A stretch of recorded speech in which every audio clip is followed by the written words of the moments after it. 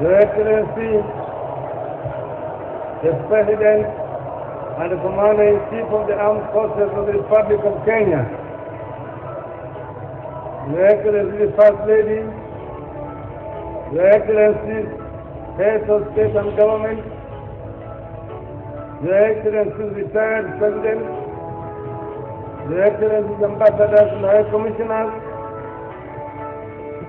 citizens and friends of Kenya, fellow Kenyans. Today we mark the end of one journey as we embark on the beginning of another. Today can be likened to a race in ancient Greece of one legendary city running from the city of Marathon to Athens to go and announce that the Persians had been defeated and to say victory, victory, victory.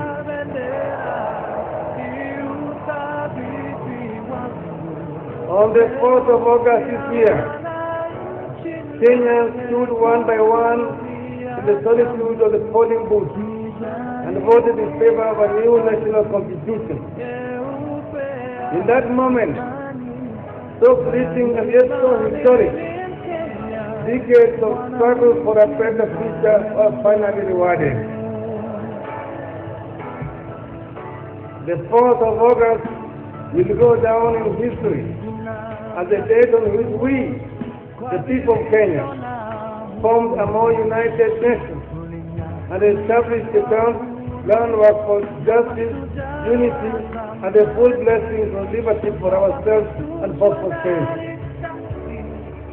No one could have thought that out of the bitter harvest of the disputed elections and the violence that pitted our people against each other just 2 years ago, we would be witnessing today the birth of a national unity that has eluded us for more than 40 years.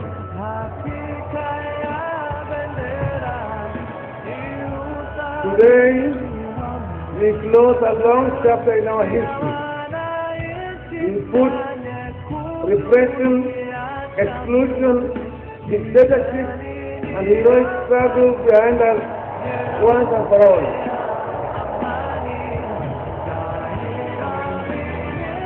We have opened a clean new page in our book.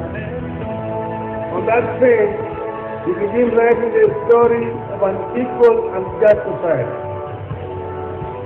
We gather here now to ratify the pledge we made to ourselves and to the world that Kenya shall redeem herself and extend the frontiers of democracy and freedom.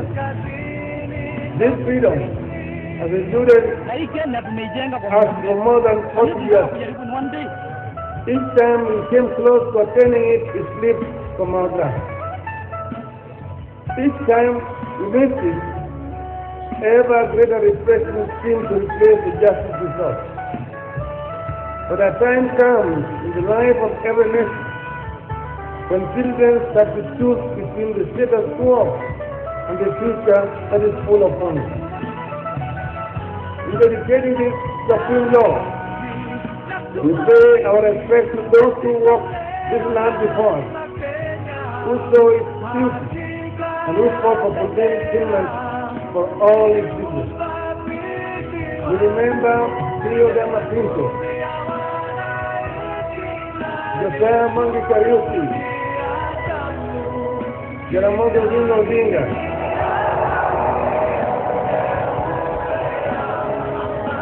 Alexander Shinsam Arakuge, Masinde Muliro, Ganyona, Kakawa Mutangi, Jean Marie Serone, Henry Okudu, among many others who struggled for this day to come but did not live to see.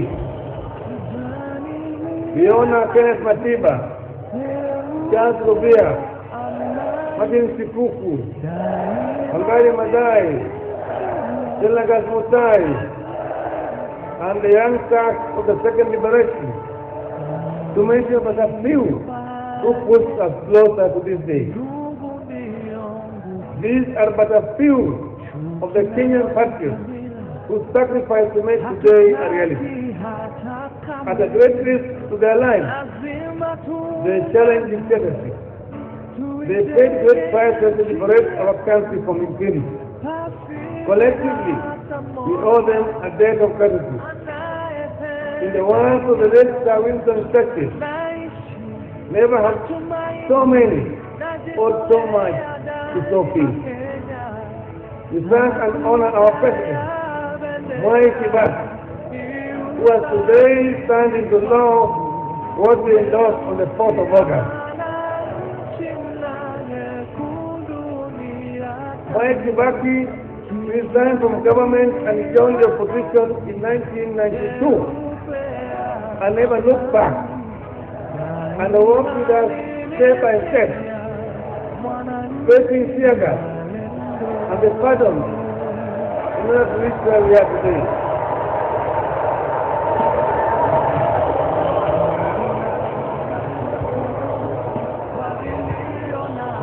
Ten years later, he led our country into a new era and towards the constitution that we now unveil.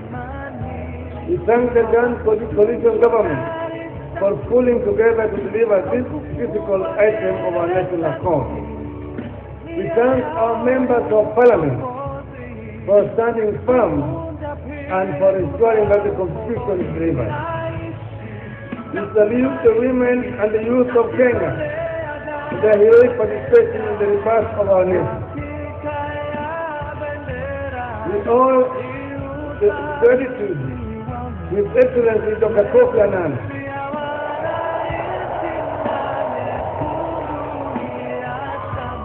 a true friend of Kenya, and the team of eminent African personalities, former President of Tanzania, Benjamin Mkapa, and Madam Grasa Machel, who stood with us at our hour of the lowest moment in our history and helped us trace our way back into sanity.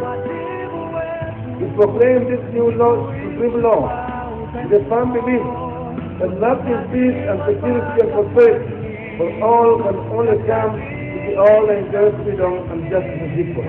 The promise of this new beginning will be challenged by our traditional enemies, corruption and negative ethnicity. We must be vigilant and stop corruption from stealing our future and negative ethnicity from weakening our nationhood.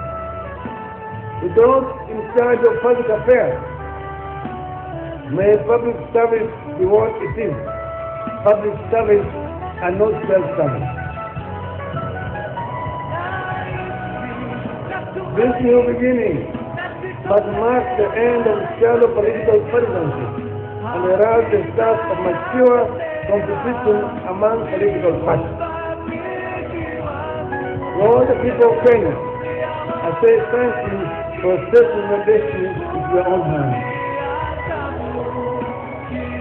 Among us today are representatives of the international community, some of whom have stood with us in good and bad times, as we have continued our fight for breaking law. We thank you. This constitution is our humble contribution to the culture of democracy and human rights worldwide that we represent. It is our solemn pledge that never again that the laws of our land advise and authorize the repression or oppression of our people. I have never said this with a fuller heart. I want to say that you, the people of Kenya, have delivered this constitution. Your constitution has set us free. God bless you and God bless Kenya.